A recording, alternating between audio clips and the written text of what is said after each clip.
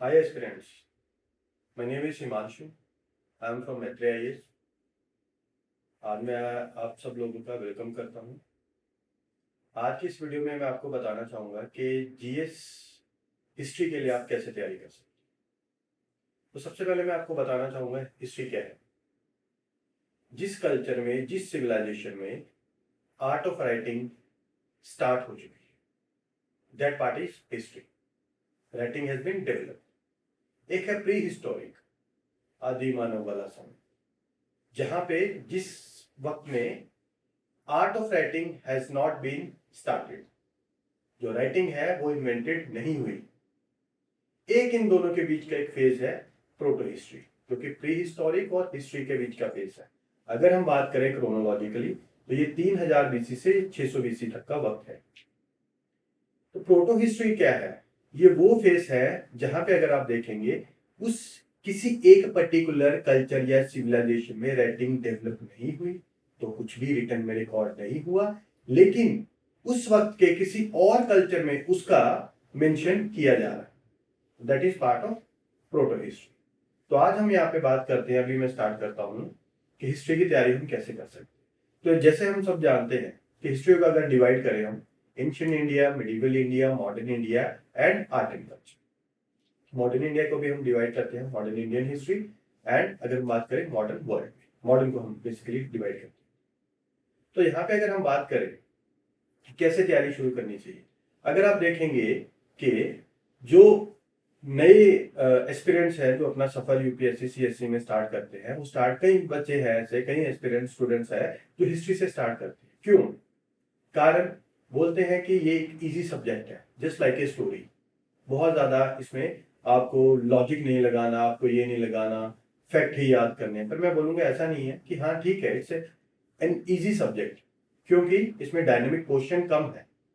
लेकिन fact and figures वाली बात को मैं एक्सेप्ट नहीं करूंगा, क्योंकि history is not about learning fact and figures होती, इसमें एनालिसिस ज्यादा इंपॉर्टेंट है। तो अगर हम बात करें वेटेज की, तो प्रीलिम्स की बात करते हैं हम, तो 12% से लेकर 19% की वेटेज है जनरल स्टडीज जीएस के, जो प्रीलिम्स वाला पेपर है उसमें। तो बोल सकते हो आप 12 से 20 क्वेश्चन जो है, 19 क्वेश्चन है जो फॉल करते हैं हिस्ट्री से। अगर मैं बात करूं मेंस की, तो 250 मार्क्स के मेंस में से अगर मैं बात करूं तो 100 से 120 जो मार्क्स है वो मेंस में हिस्ट्री से आता है।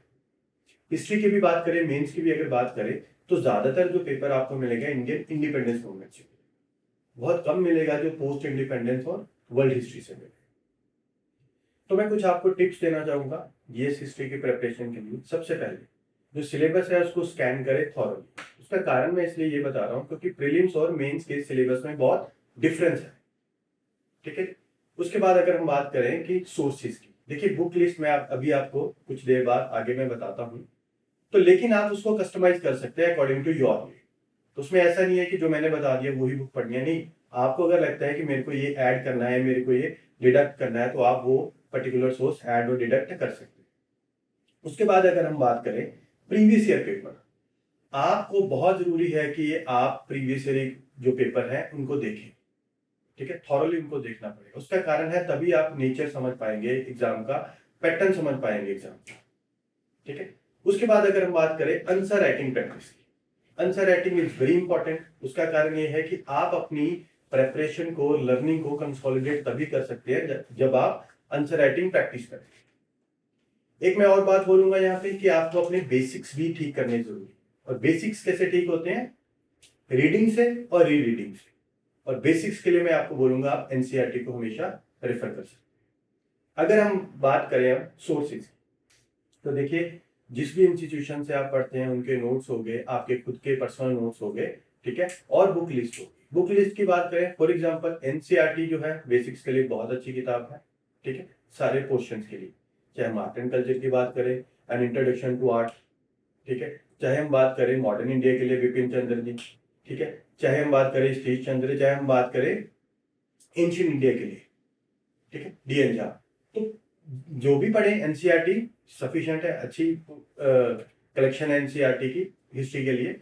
उसके बाद हम बात करें कुछ एडवांस किताबें की, तो बिपिन चंद्र पढ़ सकते हो, सुमित सरकार पढ़ सकते हो मॉडर्न के लिए, क्लासिक टू पार्टीशन बंदोपाध्याय पढ़ सकते हो आप, ठीक है, इंडिया सिंस इंडिपेंडेंस इसके अगर चैप्टर 6 से 12 आप देखेंगे तो आपका पोस्ट इंडिपेंडेंस कवर हो जाएगा। तो ये और मेरा फेवरेट आर्ट एंड कल्चर के लिए अपार्ट फ्रॉम नितिन सिंघानिया मैं बोलूंगा कि सीसीआरटी की एक किताब है, centre for culture resource and training, उसकी किताब बहुत अच्छी है। अपार्ट फ्रॉम दैट एनसीईआरटी और नितिन सिंघानिया, आप उसको भी रेफर कर सकते हैं। मैं कुछ और टिप्स आपको देना चाहूंगा। उन टिप्स में ये है कि आप जो है अपनी तैयारी इंटीग्रेटेड रखिए, मतलब प्रीलिम्स की तैयारी और मेंस की तैयारी को अलग अलग मत कीजिए, उनको हमेशा साथ में रखिए। ठीक है जी। सोर्सेज आपके बहुत ज्यादा नहीं होने चाहिए, सोर्सेज कम रखिए, क्योंकि वो है जो कंफ्यूजन क्रिएट करे। कुछ लोग करते क्या है कि कुछ इंपॉर्टेंट टॉपिक्स प्रिपेयर किए, दैट्स इट। मैं बोलूंगा इंपॉर्टेंट टॉपिक तो थॉरली प्रिपेयर करने हैं, लेकिन बाकी हिस्ट्री भी वेगली तो आपको पढ़नी ही पड़ेगी और पढ़नी चाहिए।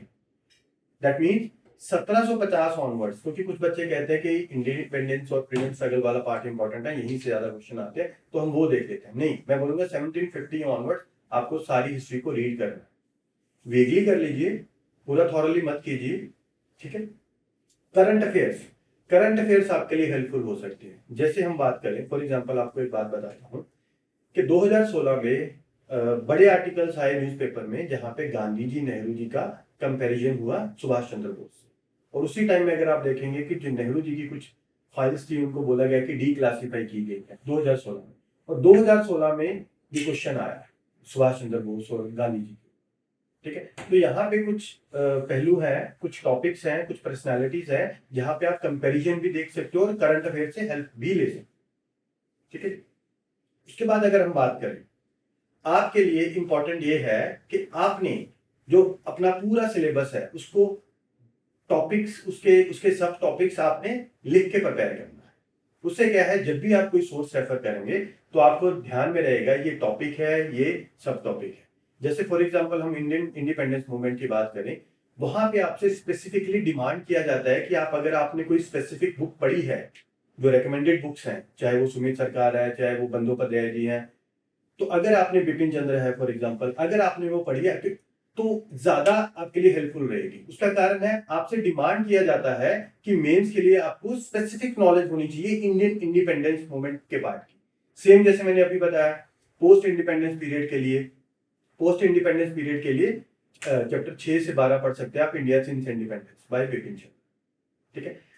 एक और चीज, 2013 के बाद आप देखेंगे जो मेंस का पैटर्न है क्वेश्चंस का, ठीक है, वो डाउन हो गया है, डिफिकल्टी लेवल जो है डाउन हो चुका। तो आपको बहुत ज्यादा ध्यान देने की जरूरत नहीं है थ्योरीज एंड ऑल पे। ठीक है। आपको क्या करना है, आप इंपॉर्टेंट टॉपिक्स पे कॉन्सेंट्रेट करें, बाकी चीजों को पढ़ें, वेगली पढ़ लीजिए, चाहे इंपॉर्टेंट टॉपिक को थॉरली प्रिपेयर कीजिए। ठीक है। अगर हम बात करें कि वर्ल्ड हिस्ट्री के लिए, वर्ल्ड हिस्ट्री के लिए अगेन मैं बोलूंगा किताबें बहुत है, नॉर्मल लोबे है, जेनन माथुर है, ठीक है, लेकिन 9, 10 +1 की अगर आप एनसीईआरटी पे पढ़ लेते हैं, ठीक है, उससे भी काम हो जाएगा। लेकिन उसमें से आपने सिर्फ वर्ल्ड हिस्ट्री का पार्ट पढ़ना है, बाकी छोड़ देना, क्योंकि बाकी के लिए आपने जो भी सोर्स रेफर किए वो दैट इज इंपॉर्टेंट, बस वो सफिशिएंट भी हो। ठीक है जी। तो ये कुछ टिप्स है मेरी तरफ से, तो I wish you all the very best. अच्छे से आप तैयारी कीजिए। Thank you very much.